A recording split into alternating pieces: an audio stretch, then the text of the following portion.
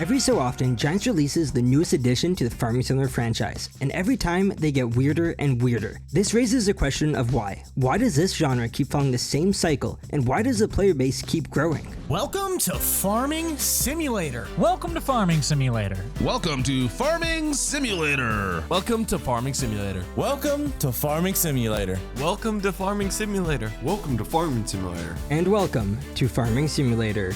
Now, I'm not saying all Farming Simulator games are bad, and honestly, when you factor in how much work goes into developing such a detailed game with a custom game engine, it's pretty enticing.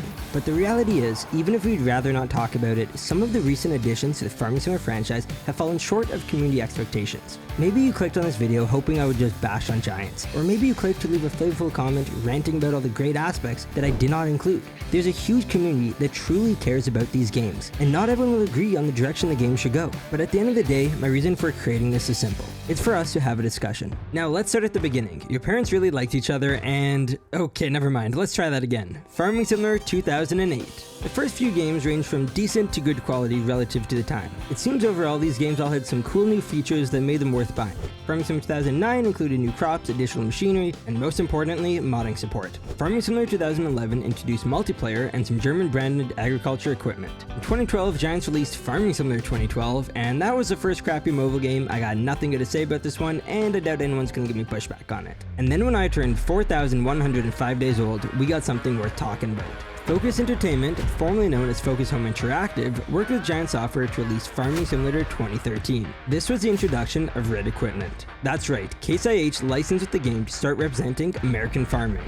Sorry, that's a different game. This game had a map called Westbridge Hills that was built from the ground up to represent an American landscape. A little side note, one of my favorite animations was shown in this game's trailer. I'm sorry, but even for 2012, or should I say 2013, this looks rough. But that's where the roughness ends. This game was and still is great. It's really the only older game in the series that still maintains a notable player base to this day. I doubt anyone plays it daily, but I think we can all agree with everything already mentioned, a large amount of new vehicles, new animals, crops, and infrastructure all together made this game special. And I've even left out what most PC players would say is the most impactful part of this game's popularity. The modding community knocked it out of the park.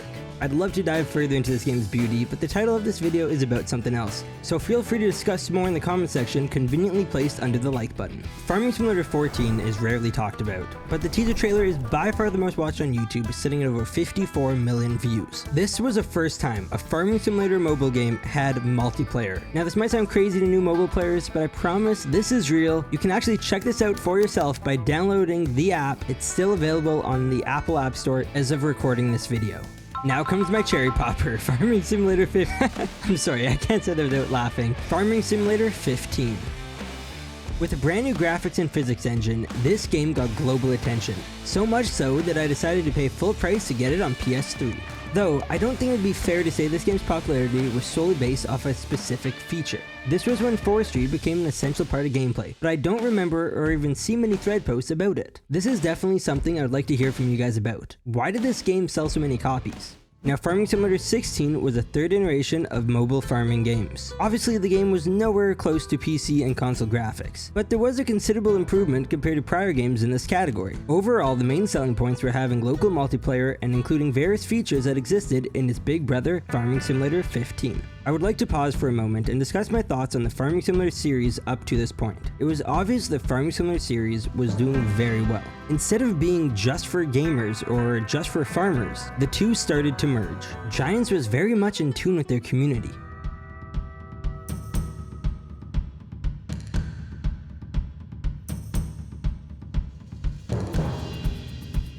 Right away, this became one of the most popular Farming Simulator games. With over 1 million copies sold in the first month, huge modding groups such as Expendables, Chop Shop, Wood Meadow Farms, and Lambo, content creators pumping out viral videos, The Squad, Gorillaman, Daggerwin. This is also when a lot of Discord servers started showing up, such as a farming community. What I'm trying to say is Giants, with huge help from its player base, made Farming Simulator what we know and love. I will never forget the KST map. That thing was fun to play on. Farming Simulator Nintendo Switch Edition was released. It was Farming Simulator 17 on a Nintendo Switch. As of recording this, Farming Simulator 18 is a final farming mobile game with multiplayer. The game includes improved graphics over its predecessors and added newly licensed brands such as Challenger, Fendt, Massey Ferguson, and Velantra. It's on screen. Now comes Farming Simulator 19. This game easily had the most notable graphic improvement and the addition of green machines. That's right, John Deere equipment was added to the base game at launch. Now there's another feature worth mentioning, but it arrived as an update a while later. The weirdest landscape tool any game has to offer. Yes, this is the first time I'm referring to the title. Obviously, it won't be the last. Farming Simulator 19 started very strong with over 1 million sales in the first 10 days and many more millions sold since then. During the prime of this game, Giants announced their partnership with Logitech, and after testing the waters in 2018 with the first Farming Simulator Championship, they released a long-term plan diving deeper into the world of esports, starting Season 2 with rebranding to a new name that stuck around, the Farming Simulator League. Now I know most people do not care about this at all, so let's move on and never talk about it again. Farming Simulator 20.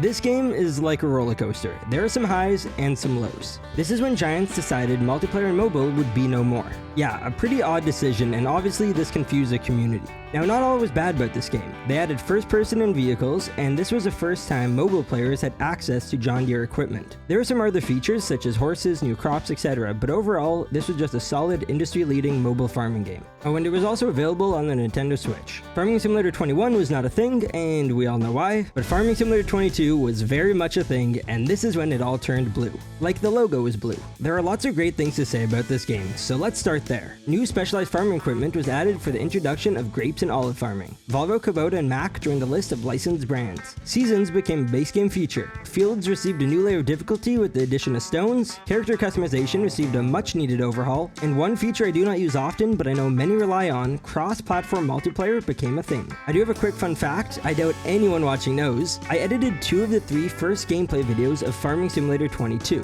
where Grant, Spencer, and Laura all play the game for the first time and then head outside and use similar equipment in real life. Anyways, this game is really where things got weird. Not as weird as the next few games released, but still weird. Although this game has lots of good things, there are many questionable decisions made by the developers. Some choices, such as reusing the game engine, do make sense to save on cost. I mentioned Volvo and Kubota being added, but this was done through DLCs, which are even required to unlock various game features such as passenger and winches. Now I understand all this costs money to develop, but with the game being released at a fairly high price, receiving licensing revenue from all the 100,000 dedicated servers running simultaneously, and over 6 million copies sold, I'm not sure why a feature like passenger was paywalled. Anyways, it just seems odd to me.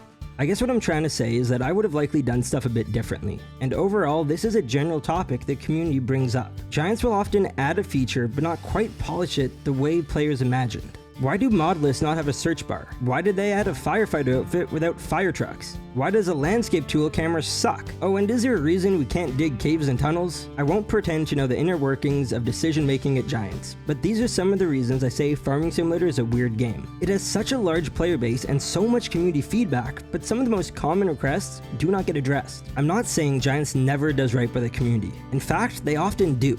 But sometimes the decisions made understandably leave a sour taste behind. Anyways, as you type away in the comment section, let's talk about the latest mobile game in the Farming Simulator franchise, Farming Simulator 23. Honestly, this game missed the mark, but I'm glad to see updates are continuously being released for it, especially this long after it launched. The game just seemed rushed at first. There were fairly obvious issues such as decal clipping on equipment and the lack of performance optimization. Maybe the game was rushed out due to American Farming showing up as a strong new competitor. This would be a good time to mention that no one could preview this video before it was released, nor did anyone pay me to make it. I hope Giants and Squad Build both grow stronger and produce even better mobile games due to there finally being some real competition in the space. I don't think either should feel threatened by this, instead feel motivated to develop even better content.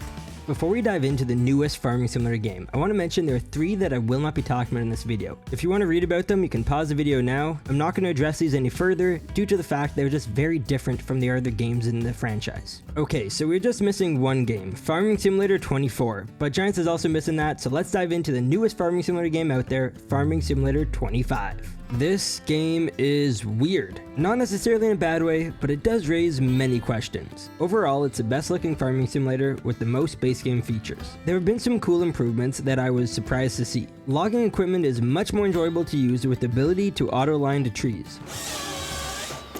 Traffic attempts to pass slow-moving vehicles. The power washer has turned into a movable object, and the overall environment received some much-needed enhancements. There's also a third-person view on foot, and water has realistic movements when interacted with. The list goes on and on. I could make a video all about the improved sounds and highly requested AI features.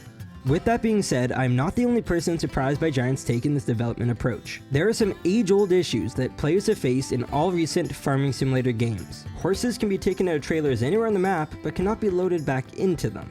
Not to mention the lack of first person when riding them. When the game launched, heavy lifting was not working properly and was obsolete on dedicated servers. Once again, why? This feature is not realistic, but the reality is, at some point, all players can benefit from having access to it. All games will have bugs that will break player immersion. If a vehicle gets stuck in the ground, the last thing anyone wants to do is reset it across the map. Now let's talk about the weirdest landscape tool I've seen in a modern game. It has all sorts of issues with the camera, no tunneling capabilities, and they added a huge section for text that is rarely filled, which does make it much harder to use due to the reduced screen real estate. Now the new menus do look much sleeker, and in various ways they have been improved, but we still don't have a search bar. You just need to spend a few minutes in the game to recognize some fairly straightforward improvements that could greatly benefit players. I'm glad to see a dirt bike added to the base game. I always wondered what was the purpose of having racing suits. But this is a great time to loop back to a previous topic. Giants will often not polish features to match community wishes. The dirt bike does not handle very well and has minimal uses on the farm. However, a beefed up ATV with a small pull-behind trailer would have much more value for enhancing gameplay. Remember that firefighter outfit I mentioned earlier? I assume it was added due to firefighter mods in Farming Simulator 22, but this is nowhere to be found in the latest game. At some point, modders will likely resolve this, and that's where we should segue to the elephant in the room. It feels like Giants relies on modders to make these games successful, which makes sense to some degree, since developing base game features and equipment has to check certain boxes that are often deemed optional for mods. For example, not all mods have to include passenger, but we expect all base game vehicles to have this capability. I'm really glad to see a better selection of trucks, but it seems Giants has once again not polished them in an ideal way. There are no ramps on the pickup trucks, and without heavy lifting, players have very few realistic ways to load a dirt bike into the bed. Also, when I remove the gate on the back of this truck, it has an invisible collision box that ruins its usefulness. I could go on and on about the various bugs and reoccurring requests the community asks for. I presume some of the points I've mentioned will be fixed and or added in future updates. Once this video is public, I will send it over to the Farming Simulator Community Coordinator and suggest they take a look at the comment section. So once again, I encourage you to use that space for discussion. Anyways, it has become a trend for various key features of the game to require the great community of modders to polish up. Thankfully, many generous modders choose to do this, and I know this may sound like a pretty negative segment, although that is not my intention. However, I do feel it's right to mention the good, bad, and ugly of these games, as it would feel wrong to sugarcoat everything. So where does that leave us? Well, I'm not sure. When I started playing Farming Simulator, it was a weird game due to its unique gaming approach. I personally find that to be a good thing. It's something different. I hope the community and Giants can reconnect back to their foundational roots. It's nice to see Giants making some progress with the expansion of its partner program, more inclusive creator events, and providing some modders with a source of income. We all want to play the best Farming Simulator game possible, even if it comes with some weird quirks. Anyways, this video is also weird, so please let me know your thoughts on this format, and when you're at it, consider subscribing. Bye bye.